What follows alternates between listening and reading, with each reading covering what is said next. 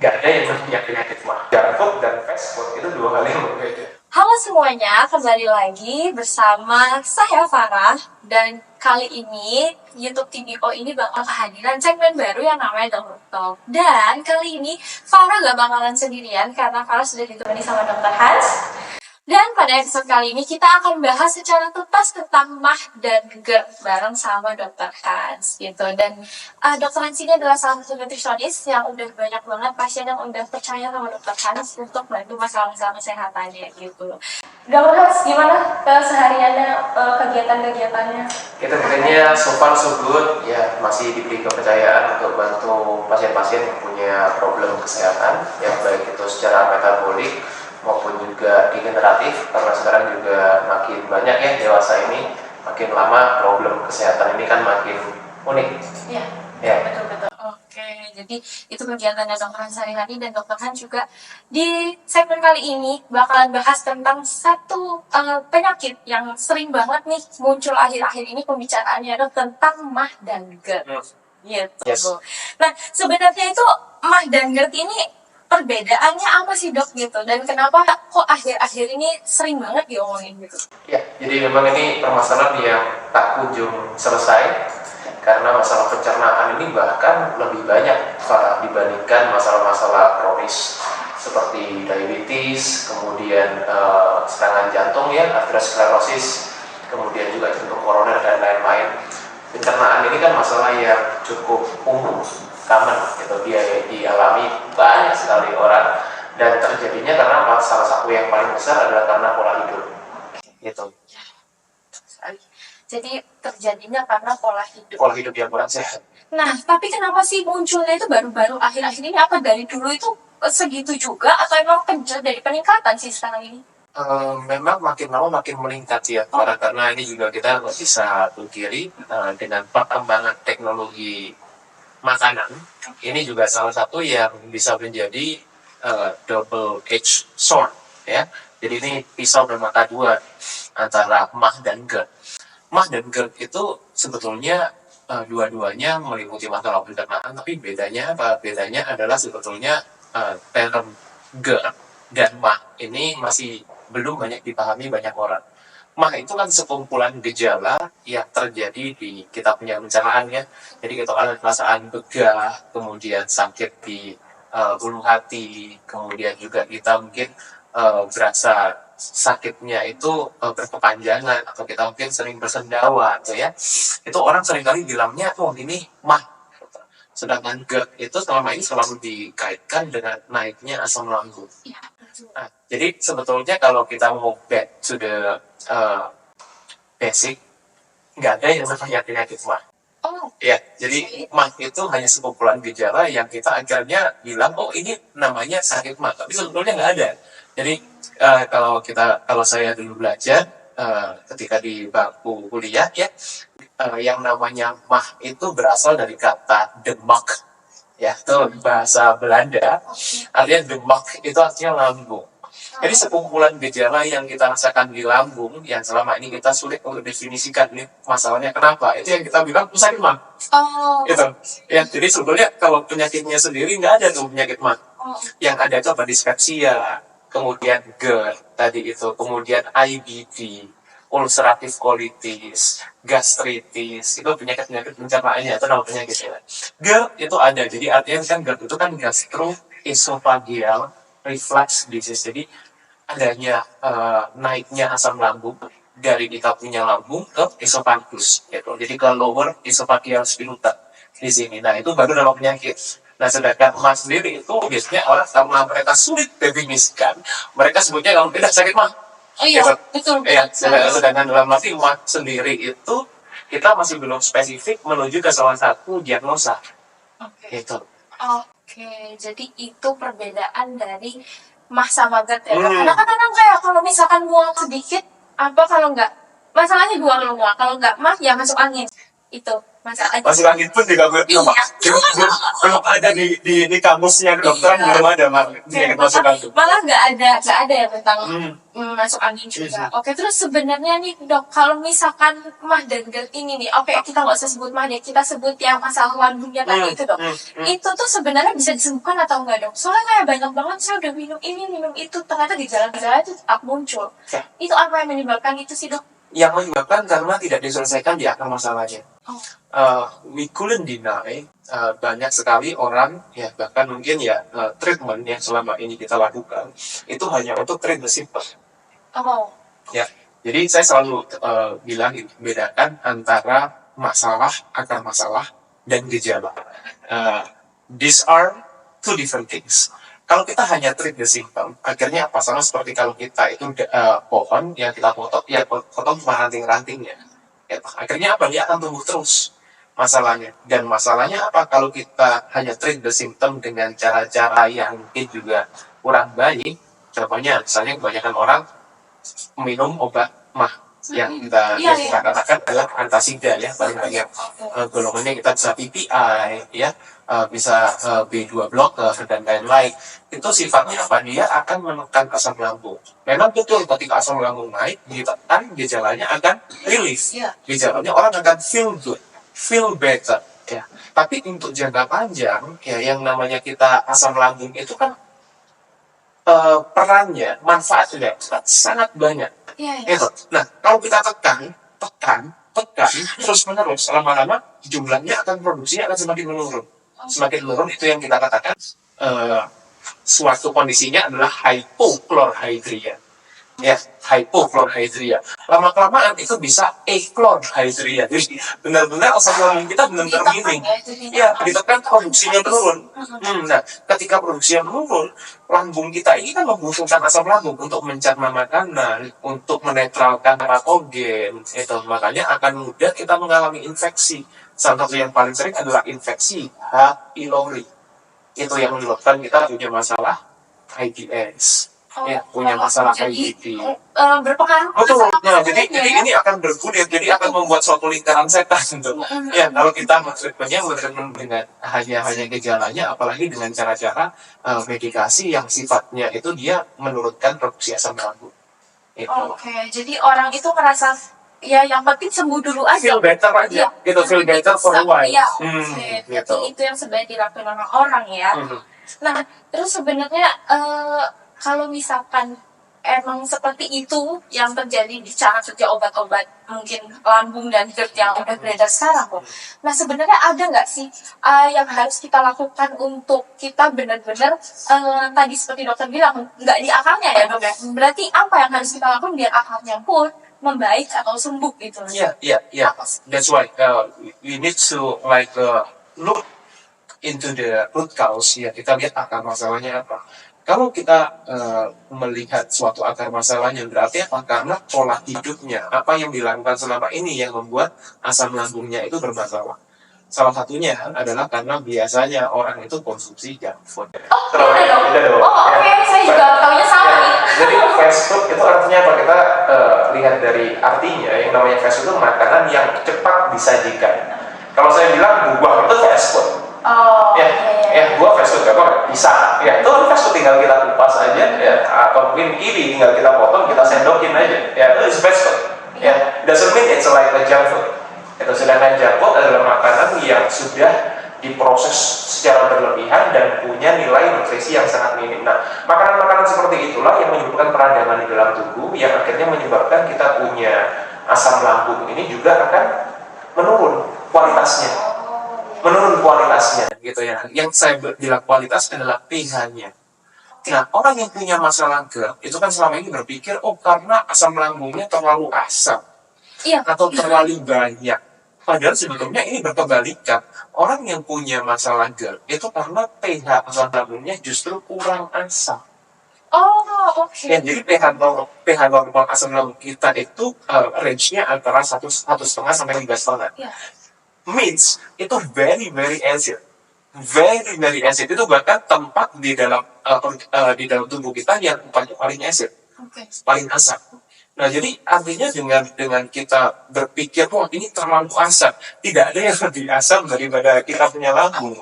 Itu justru sebaliknya, orang yang punya masalah GERD itu karena pH lambungnya itu kurang berkualitas. Nah, that's why kita perlu kembali lagi ke basic, kita selesaikan akar masalahnya apa, kita perbaiki pola hidupnya, ya, terutama pola makannya, kemudian juga stress levelnya, itu juga, nah ya, anak-anak zaman now, ya, sekarang tahu sendiri ya, nah, dikit-dikit ya kan, Burnout udah. burnout, itu, artinya apa, mereka punya yang namanya parasympathetic nervous system itu mereka kurang normal, artinya kurang bekerja dengan baik parasympathetic nervous systemnya. Jadi parasympathetic itu kita suatu sistem syaraf otonomik ya di dalam kita punya tubuh yang itu sangat berperan pada kita punya pencernaan, kita punya sistem reproduksi, ya. Nah itu sangat sangat penting perannya di dalam kita punya jalan parasympathetic nervous system itu. Nah itu terkait dengan apa? Terkait dengan bagaimana apa yang kita konsumsi juga. Itu bagaimana apa yang kita cerna, ya. Banyak sekali sekarang studinya hubungan antara kita punya mikrobioma di usus, apa yang kita makan itu kan dari mulut ya, esofagus ke lambung ke usus. Nah di sana pun itu juga yang akan mempengaruhi parasimpatetik nervous system kita gitu. Nah itu mungkin orang selama ini berpikir hubungannya apa, itu sangat berhubungan, sangat berhubungan dengan kita punya masalah GERD tadi itu, karena banyak orang yang punya masalah GERD pemicunya apa, bukan penyebab ya, pemicunya apa adalah stres. Orang ketika stres ya asam lambungnya akan cenderung naik. Nah siapa nih yang seperti itu yang seperti itu, coba kenapa kok rasanya dalam waktu saya langsung nggak makan yang aneh-aneh, tapi ketika saya stres, ketika saya marah, ketika saya kesel, ya asam lambungnya naik gitu. Hubungannya apa aja tuh? Ya karena parasympathetic nervous system itu dia selalu berkebalikan dengan sympathetic nervous system. Jadi ketika kita itu tegang, ketika kita itu fight or flight, ya yang aktif adalah simpatetiknya, syaraf simpatisnya. Syaraf parasimpatisnya akan menurun. Itu. Nah di saat itu kita punya lower esophageal sphincter ini akan melemah, asam lambung akan mudah naik. Gitu mekanismenya. Oke. Ini menarik ya. Tadi Farah sempat singgung, Dr. Hansi sempat bilang beda antara penyebab dan pemicu. Yes, of course. Nah, berarti kalau misalkan yang di luar kayak makan pedas jadi mah dan GERD, itu apa penyebab? Itu pemicunya. Itu pemicunya. Jadi kalau kita bicara seperti kafein, kemudian coklat, kemudian makanan-makanan yang pedas, kenapa ada orang yang makan itu nggak apa-apa, ada orang yang makan itu kemudian bermasalah? Nah berarti yang menjadi masalah bukan makanannya kan, tapi kondisi orang yang makan itu. Bisa dipahami ya. Jadi artinya ketika orang itu punya respon yang berbeda karena kondisi mereka berbeda sebelumnya. Kondisinya kurang sehat, mungkin Farah makan itu bermasalah, saya makan nggak apa-apa. Karena apa? Karena kondisi lambung saya sebetulnya dalam kondisi yang fit. Itu. Kalau memang makanannya yang menyebabkan, harusnya dimakan semua orang juga bermasalah. Make sense ya? Gitu. Paham saya. Berarti kalau misalkan kita udah ngomongin soal gejala-gejalanya, terus udah nyobain soal penyebabnya. Nah, itu kan artinya ketika ada GERD, asam lambung yang kurang asam ternyata itu ada kondisinya tuh lambung luka atau seperti apa sih? Tidak selalu luka. Tidak. Kalau dia luka itu kita bilang namanya itu udah ada ulcernya, peptic ulcer. Nah itu beda lagi mungkinnya. Beda lagi. Jadi peptic ulcer itu ketika sudah ibaratnya ini ya, kalau kita bilang di dinding lambung kita itu kan mukosa lambung kita ada luka. Nah ketika ada luka, nah ini ketika kena asam lambung itu perih sekali. Itu. Nah biasanya orang yang seperti itu mereka ketika mereka makan mereka akan merasa lebih enak. Itu karena apa? Karena lukanya tertutup oleh makanan, tidak langsung terpapar dengan asam lambung. Nah itu berbeda, penanganannya yang berbeda. Nah itu tadi gejala-gejala seperti itu orang yang timbulnya langsung sakit mah. Karena mereka bingung sebetulnya kondisinya seperti apa. Nah kan kita sudah jadi kita untuk dokter untuk mendiagnosa pun biasanya kita juga akan anamnesa dulu ke pasien. Kita tanya dulu, biasanya sakitnya pada waktu kapan, kemudian akan berkurang ketika apa. Nah seperti itu kita baru menemukan kurang lebih diagnosanya seperti ini. Oke. Jadi itu kondisi dari penyakit lainnya lah ya istilahnya. Nah, terus kalau misalnya tadi lagi Komandan, selain menjaga pola makannya untuk tetap hidup sehat juga ya dok, ada nggak sih mungkin nutrisi-nutrisi tambahan lain yang dibutuhkan untuk orang yang sudah terlanjur kena gitu, udah sering nih asam lambungnya seperti naik atau apa, itu ada nggak sih? Iya. Nutrisi. Jadi, tentunya kalau kita bicara mengenai nutrisi itu ada, kita bisa dapatkan dari dua kan, dari makanan utuh atau yang biasa kita sebutkan whole food, dan dari suplemen. Nah, dua-duanya ini punya kelebihan dan kekurangan masing-masing. Kan? Makanan itu bisa memberikan kita nutrisi yang dalam arti kompleks. Artinya apa? Bukan cuma satu jenis. Nah, tapi suplemen itu kita bisa spesifikkan ke nutrisi tertentu. Jadi kalau kita memang untuk mendapatkan suatu bioaktif komponen, ya kalau kita sebut jadi komponen tertentu yang sifatnya itu zat aktifnya, ini akan lebih efektif kalau kita dapatkan dari suplemen. Karena kalau kita dapatkan dari makanan, kita perlu dalam jumlah yang banyak. Itu, nah, di sini saya ada studi yang saya mau sharekan juga ya. Jadi studi ini mengenai dua jenis makanan, dua jenis whole food. Nah, ini juga ya pentingnya buat teman-teman yang kalau memilih suplemen, yang perlu kita pilih ya adalah suplemen yang bahannya itu dari whole food. Itu. Karena sekarang juga tidak semua suplemen sama ya. Banyak juga suplemen itu yang bahannya itu dari sintetis. Nah, kalau bahannya dari sintetis, ini juga dampaknya ke kesehatan kita sudah kurang baik. Itu. So that's why you need to choose the right supplementation. Itu. Kita pilih suplemen itu yang base-nya itu dari whole food. Nah, di sini ada dua jenis makanan ya, yang saya mau angkat. Namanya pertama kiwi. Buah kiwi gitu, yang buah-buah yang biasanya tersetang ya. Nah, kiwi itu has been studied in many research ya. Di sini ada studi di tahun 2018 mengenai the nutritional and health attributes of kiwi fruit. Gitu. Nah, jadi di kiwi ini ada suatu enzim proteolitik yang namanya actinidin. Nah, nanti mungkin bisa ditulis di link description ya, di barangnya untuk jurnalnya. Jadi mungkin buat teman-teman yang mau baca bisa juga diringkas. Jadi enzim actinidin itu dia punya efek membantu pencernaan di lambung kita. Orang yang sudah punya masalah, kita konteksnya ya. Orang yang sudah punya masalah, mereka itu akan kekurangan enzim. Kekurangan enzim pencernaan. Nah, kiwi itu punya enzim pencernaan actinidin tadi, yang bisa membantu kita untuk mencerna protein. Makanya disebut proteolitik. Nah, karena salah satu fungsi dari kita asam lambung itu adalah untuk mencerna protein. Nah, efeknya apa sih dok kalau misalnya proteinnya nggak tercerna? Itu yang akan menyebabkan kita yang namanya adalah dyspepsia atau indigestion. Gitu. Nah, penyakit yang lainnya tadi ya. Jadi itu masalah-masalah yang akan muncul lainnya, makanya perut kita akan kembung, terus akan bergas. Karena apa? Karena proteinnya itu membusuk gitu, ibaratnya. Kalau kita makan protein apapun, kemudian tidak bisa dicerna, tidak bisa dipecah oleh asam lambung kita, artinya apa? Dia akan membusuk. Nah, membusuk akan ferment di dalam, akan menimbulkan gas, menimbulkan kita rasa tidak nyaman di perut, begah, gitu. Nah, itu karena proteinnya nggak bisa dicerna. Nah, dengan konsumsi makanan seperti kiwi tadi ini bisa membantu untuk mencerna. Gitu. Kalau asam lambung kita kualitasnya sudah kurang baik. Itu yang pertama. Yang kedua adalah chicory root. Nah, chicory root ini juga sudah cukup banyak studinya. Chicory root ini salah satu yang paling penting, dia punya efek probiotik. Dia punya efek probiotik. Ini probiotik ini tuh pro dan pre. Pro dan pre. Nah, jadi bedakan ya antara probiotik dan prebiotik. Probiotik itu adalah living bacteria, artinya bakteri hidup. Jadi dia punya efek yang tadi saya sebutkan untuk mikrobioma, masih ingat? Itu punya dampak. Jadi saya sebutkan tadi ada hubungannya dengan ini. Jadi mikrobioma khusus itu sangat perlu kita punya keseimbangan bakteri yang baik. Salah satunya yang sering kita bahas adalah Lactobacillus, Bifidobacterium. Itu kan yang sudah banyak sekali studinya. Bakteri-bakteri ini punya dampak yang sangat baik untuk kita punya kesehatan mikrobioma Yesus kita. Nah, itu ada hubungannya dengan kita punya kesehatan otak, kesehatan jantung, dan lain-lain. Mungkin next time kita akan bahas itu. Nah, cuma untuk pencernaan itu hubungannya sudah sangat direct. Antara kita punya probiotik, kemudian prebiotik itu adalah makanannya bakteri yang hidup itu. Oh, Iya, jadi prebiotik. Nah, salah satu prebiotik yang terkandung sangat abundant ya di Chicory Root itu adalah inulin.